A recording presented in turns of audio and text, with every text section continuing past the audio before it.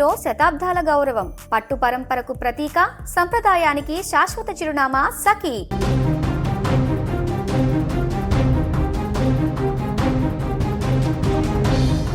మండిపోతున్న ఎండలు, ఉక్కిరిబిక్కిరి చేస్తున్న ఉక్కపోతతో అల్లాడిపోతున్న తెలుగు ప్రజలకు వాతావరణ శాఖ ఒక తీపి కబురు అందించింది. ద్రోణి ప్రభావంతో అటు ఆంధ్రప్రదేశ్, ఇటు తెలంగాణ రాష్ట్రాల్లో రానున్న 3 రోజులు వాతావరణం చల్లబడనుంది. అమరావతి వాతావరణ కేంద్రం తెలిపిన వివరాల ప్రకారం ప్రస్తుతం దక్షిణ అంతర్గత కర్ణాటక నుంచి తమిళనాడు మీదుగా మన్నార్ గల్ఫ్ వరకు సముద్ర మట్టానికి సుమారు 0.9 కిలోమీటర్ల ఎత్తులో ఒక ద్రోణి విస్తరించి ఉంది.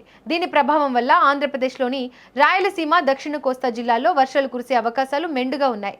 నేటి రాత్రికి అక్కడక్కడ తేలికపాటి నుంచి మోస్తరు వర్షాలు పడవచ్చు. అయితే ఈ వర్షాలతో పాటు గంటకు 50 నుంచి 60 కిలోమీటర్ల వేగంతో ఈదురుగాలులు వీచే ప్రమాదం కూడా ఉంది. అంతేకాకుండా పిడుగులు పడే అవకాశం ఉన్నందున ప్రజలు చెట్ల కింద ఉండకుండా జాగ్రత్త పడాలని అధికారులు హెచ్చరిస్తున్నారు. శుక్ర, శనివారాల్లో కూడా ఇదే వాతావరణం కొనసాగుతుందని, వేడి తేమ వల్ల కలిగే అసౌకర్యం వల్ల కొంత తగ్గవచ్చని అంచనా వేస్తున్నారు. ఇక తెలంగాణ విషయానికి వస్తే హైదరాబాద్ వాతావరణ కేంద్రం కూడా వర్షాల సూచనను ఖరారు చేసింది.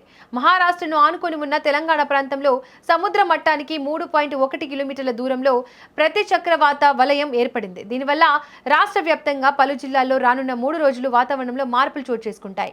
భారీ ఎండల నుంచి తాత్కాలిక ఉపశమనం లభిస్తుందని, కానీ ఉష్ణోగ్రతలు మాత్రం పూర్తిగా పడిపోవని అధికారులు చెబుతున్నారు. అక్కడక్కడ జల్లులు పడడం వల్ల గాలిలో తేమ పెరిగి సాయంత్రం వేళల్లో వాతావరణం హాయిగా మారనుంది. వ్యవసాయ పనుల్లో ఉన్న రైతులు కూడా తమ పంటలను కాపాడుకోవాలని సూచనలు అందుతున్నాయి. మొత్తానికి భానుడు శాంతించి వరుణుడు కరుణిస్తే తెలుగు రాష్ట్రాల్లో వడగాల్పుల తీవ్రత తగ్గే అవకాశం కనిపిస్తోంది.